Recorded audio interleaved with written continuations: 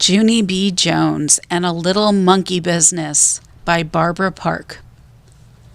Chapter 6. Bestest Friends. Recess is my best subject. I learned it my first week at school. Recess is when you go outside and you run off your steam. Then when you come in, you can sit still better, and you don't have ants in your pants. At recess, me and Lucille and that Grace play horses together. I'm Brownie, Lucille is Blackie, and that Grace is Yellowy. I'm Brownie, I hollered as soon as I got outside. I don't want to play horses today, said Lucille. I want to know some more about your monkey brother. Me too, said that Grace. Then Lucille pushed that Grace out of the way, and she whispered a secret in my ear. If you let me be the first one to see him, I'll let you wear my new locket, she said. Yeah, only guess what, Lucille, I said. I don't even know what a dumb locket is. And so then Lucille showed me her locket. It was a little gold heart on a chain. Isn't it beauteous? She said. My Nana gave it to me for my birthday. Then she opened up the little heart, and there was a little bitty picture inside of that thing. Hey, there's a teeny head in there, I said, very excited. I know, said Lucille. That's my Nana. See her? I squinted very hard at the little picture. Your Nana is a shrimpy, Lucille, I said. After that, Lucille closed the locket, and she gave it to me. Now I'm your best friend, right, Junie B? She said, and so I can be the first one to see your monkey brother. Just then that Grace stomped her foot very hard. No, you cannot, Lucille, she hollered. I'm her best friend, 'cause me and her ride the bus together, and so I get to see her monkey brother first. Right, Junie B? Right? Right? I made my shoulders go up and down. I don't know, Grace, I said, 'cause Lucille just gave me this locket with the teeny Nana, and so that means she gets to go first, I think. That Grace stomped her foot again. She made a mad face at me. Pooey, she said. Except for just then I got a great idea. Hey, guess what, Grace? I said, very excited. Since Lucille gave me something beautiful, now you can give me something beautiful too, and so that would be very fair of me, I think. Then that Grace started smiling, and she took off her sparkly new ring. Here, she said, I got it out of cereal this morning. See how shiny the stone is? That's because it's a real, genuine, fake plastic diamond. Then she put some breath on it, and she shined it on her sleeve for me. Ooh, I said, I love this thing, Grace. I know, she said, and so now I get to see your monkey brother first, right, Junie B? Right? After that, I had to think a little bit. Yeah, only here's the trouble, Grace, I said. Now I have one thing from you and one thing from Lucille. And so it's a tie. Then Lucille quick took off her red sweater with the Scotty dog on it, and she tied it around my waist. Here, she said, now I've given you two things, and so I'm still the winner. Oh, no, you're not, hollered that Grace, because I'm going to give Junie B my snack ticket for today, and so she can have my cookie and milk. Excellent idea, Grace, I said. Then me and her did a high five. Oh, yeah, said Lucille. Well, then I'm going to give her my snack ticket, too, and so I'm still the winner. After that, Grace looked all over herself. But that's not fair, she said, because I don't have anything else to give her. And so I looked all over her, too, and then I jumped up and down again. Yes, you do, Grace, I said. You do, too, have something else to give me, and their name is your new pink high tops. That Grace stared at her feet. She looked very sad. Yeah, only this is the first time I ever wore these, she said real quiet. And so I patted her so she would feel better. I know, Grace, I explained nicely, but if you don't give them to me, then you won't be able to see my monkey brother. And so then me and that Grace sat down on the grass, and she took off her new pink shoes, and she gave them to me. Thank you, Grace, I said politely. Then I stood up. Okay, your turn, I said to Lucille. Only too bad for me, 'cause just then the stupid bell rang. And that's the end of Chapter 6. Chapter 7, Some School Words. I wore my brand new things back to room 9. They looked very beautiful on me, except my new pink high tops were too big, and my feet were very sliding around in there. Before I sat down, I looked at Lucille's red chair. Then I tapped on her. I'm sorry, Lucille, I said, but red is my favorite color, and so I would like that chair of yours, I think. Lucille looked very upset at me. But red is my favorite color too, Junie B. I patted her. I know, Lucille, I said nicely, but you still must give it to me. It's the rules. And so she did. Now I'm the winner for sure, aren't I? She asked. I made my shoulders go up and down. I don't know, Lucille, I said. That Grace said she might have some cash in her purse. After that, Mrs. passed out construction paper, and we cut out autumn leaves for our bulletin board. Autumn is the school word for fall. We sprinkled our leaves with shiny glitter. Also, I sprinkled glitter in my hair, and I pasted some to my eyebrows. Then Mrs. confiscated my shiny glitter jar. Confiscate is the school word for yanked it right out of my hand. Just then, Mrs. Gutzman knocked on our door, and she came into the room with our milk and cookies. Hooray! Hooray for Mrs. Gutzman! I shouted at her. Guess what, Mrs. Gutzman? I get 3 snacks today. See? I have 3 snack tickets. Mrs. walked over to my chair. She stared down at me. How did you get 2 extra tickets, Junie B? She asked. Did you find them on the playground? Then she took my 2 extra tickets away, and she held them way high in the air. Did anyone lose their snack tickets today? She said to the class. No, I hollered. Those are my tickets. Lucille and Grace gave them to me. Mrs. raised her eyebrows. Lucille, did you give Junie B your snack ticket today? She asked. Yes, said Lucille. That's because she made me. No, I did not, you dumb Lucille, I said. I did not make you. Mrs. said, be quiet to me. She folded her arms. Grace, did you give your snack ticket to Junie B too? Then that Grace started to cry because she thought she was in trouble. Mrs. tapped her foot.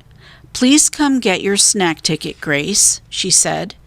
And so then that Grace walked to my table in just her socks.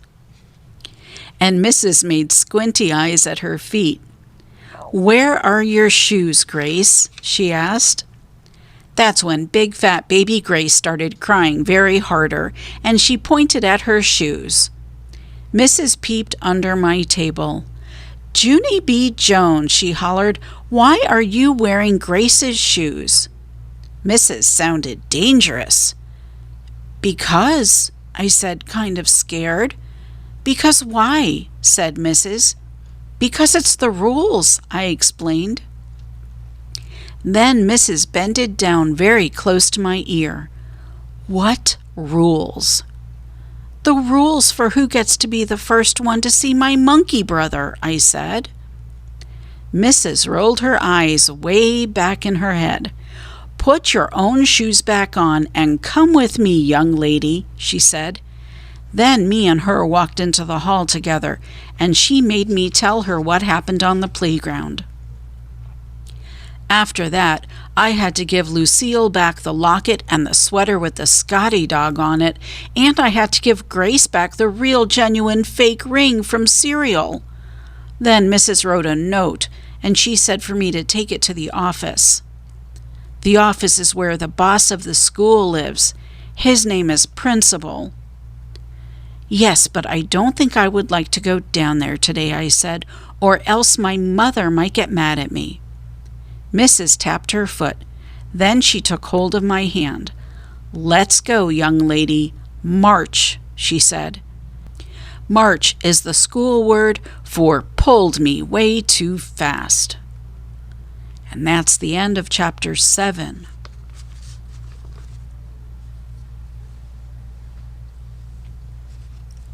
Chapter 8, Me and Principal.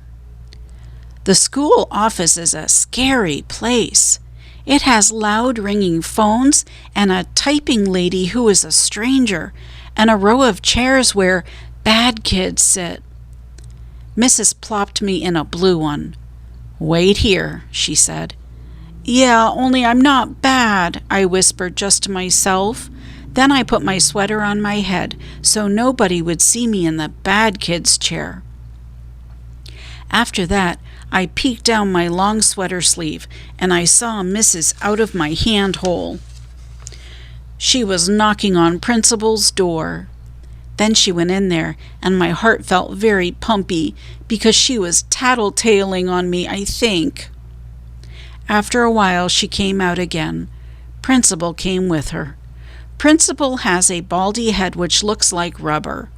Also, he has big hands and heavy shoes and a suit made out of black. Could I see you in my office for a minute, Junie B? He said. And so then I had to go in there all by myself, and I sat in a big wood chair, and Principal made me take the sweater off my head. So, what's this all about? He said. Why do you think your teacher brought you down here today? Because, I said very quiet. Because why? Said the principal. Because that Grace shot off her big fat mouth, I explained. Then Principal folded his arms, and he said for me to start at the beginning, and so I did.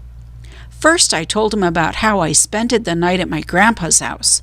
We had delicious waffles for breakfast, I said, and I had 5 of them, only my grandpa didn't know where I put them all, except I put them way in here. Then I opened my mouth and showed Principal where my waffles went. After that, I told him how my Grandma Miller came home from the hospital, and she told me I had a monkey brother, for really and honest and truly. And so then I told the children at Show and Tell, I said, and at recess, Lucille and that Grace started giving me lots of pretty stuff, because they wanted to be first to see him. Except too bad for me, I said, because when we came inside, Mrs. found out about the snack tickets, and then that dumb Grace shot off her big fat mouth about her shoes. And so I got marched down here, and I had to sit in the bad kid's chair. Then I smoothed my skirt. The end, I said nicely. Principal rubbed his head that looks like rubber. Junie B., maybe we should go back to when your grandmother came home from the hospital, he said. Can you remember exactly what she said about your brother being a monkey? I scrunched my eyes real tight to remember. Yes, I said. Grandma Miller said he was the cutest little monkey she ever saw. Then Principal closed his eyes. Ah, he said kind of quiet. Now I get it. After that, he smiled a little bit. You see, Junie B., when your grandmother called your brother a little monkey, she didn't mean he was a real little monkey. She just meant he was, well, cute. I know he's cute, I said. That's because all monkeys are cute, except for I don't like the big kind that can kill you. Principal shook his head. No, Junie B., that's not what I mean. I mean, your brother isn't really a monkey at all. He's just a little baby boy. I made a frowny face. No, he is not a little baby boy, I told him. He's a real alive baby monkey with black hairy fur and long fingers and toes. You can ask my Grandma Miller if you don't believe me. And so guess what Principal did then? He called her, that's what. He called Grandma Miller right up on the phone, and then he talked to her. And then I talked to her too. Hey, Grandma, I said very shouty, guess what just happened down here? Principal said that my baby brother isn't a real alive monkey, only he is, 'cause you told me that, remember? You said he was a monkey, for really and honest and truly. Then Grandma Miller said she was very sorry, but she didn't mean he was a real monkey. She just meant he was cute, just like Principal explained to me. And so then I felt very droopy inside. Yeah, only what about all of his black hair and his long fingers and toes, I said, and what about his bed that looks like a cage and the wallpaper with his jungle friends on it? But Grandma Miller kept on saying that my new brother was just a regular cute baby. And so finally I didn't want to talk to her anymore, and I hanged up the phone. Then I bended my head way down, and my eyes got a little bit of wet in them. Darn it, I said very quiet. After that, Principal gave me a tissue, and he said, I'm sorry, to me. Then he held my hand, and me and him walked back to room 9. And that's the end of Chapter 8. Chapter 9, Pigs and Ducks and Stuff. Principal went into room 9 with me. Then he clapped his giant hands together. Boys and girls, may I please have your attention, he said. I would like to explain what happened during show and tell today. It's about Junie B. Jones and her new baby brother. Just then that Jim I hate jumped right up out of his chair. He's not a monkey, is he? He shouted very loud. I knew it. I knew he wasn't a monkey. I made a big fist at him. How would you like this up your nose, you big dumb Jim? I hollered. Then Principal frowned at me, and so I smiled. I hate that guy, I said nicely. After that, Principal took a big breath. Boys and girls, there's a good reason why Junie B. told you that her baby brother was a monkey, he said. Yeah, it was all my Grandma Miller's fault, I interrupted, because she told me that my brother was a little monkey. Only she didn't mean he was a real little monkey. She just meant he was cute. Only who the heck knew that dumb thing? Principal made another frown at me. Then he talked some more. You see, boys and girls, he said, sometimes adults say things that can be very confusing to children. Like, what if you heard me talking about a lucky duck?